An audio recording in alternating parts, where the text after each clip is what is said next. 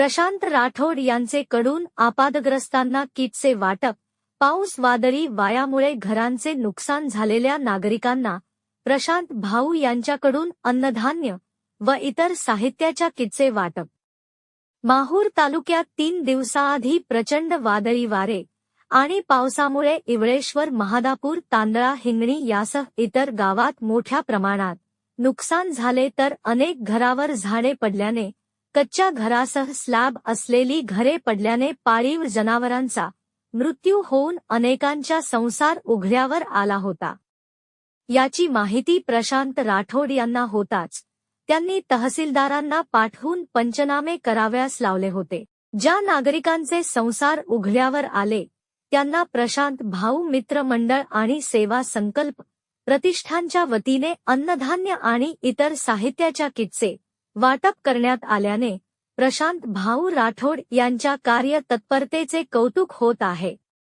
माहूर तालुक्यात गेल्या अनेक दिवसापासून हलक्या पावसासह प्रचंड प्रमाणात विजांचा कडकडाट आणि पाऊस पडून बऱ्याच गावात नुकसान झालेले आहे, तर नागरिकांनी या तुरळक पडलेल्या पावसात पेरण्या केल्याने आता शेतकऱ्यावर दुबार पेरण्याची पाळी आलेली आहे. यातच वादळी वारे आणि पावसामुळे सौर ऊर्जेच्या प्लेटा उडून जाणे, कच्च्या घरांचे नुकसान आणि झाडे तुटणे, विजेचे खांब पडणे यासह अनेक प्रकारचे नुकसान या वादळी वाऱ्यामुळे होत आहे. प्रशासनाकडून पेरण्या करू नका म्हणून आवाहन होत असले तरी खासगी हवामान तज्ज्ञांनी पेरण्या करून नागरिकांना आवाहन केल्याने नागरिकांनी धूळपेरणीसह पावसाचा अंदाजानुसार पेरण्या केल्या, परंतु मिरुगाचा पाऊस पडला नसल्याने पेरण्या केलेले बियाणे मातीत मिसळल्याने शेतकऱ्यांचे अस्मानी संकटामुळे प्रचंड नुकसान झालेले आहे.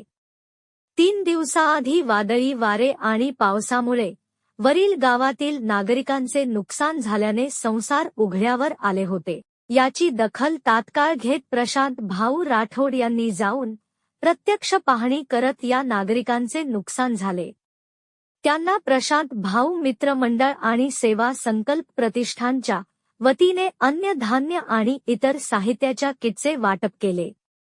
यावेळी दिनेश पवार, प्रदीप पवार, राजू पवार, बंडू राठोड, अर्जुन जाधव, दयाळू जाधव, बंडू राठोड, सरपंच संतोष जाधव, गजानन जाधव, गणेश जाधव, नूर भाई यांच्यासह इवळेश्वर, महादापूर आणि तांदळा येथील नागरिक मोठ्या संख्येने उपस्थित होते. प्रतिनिधी जावेद शेख, न्यूज 24, आपकी आवाज.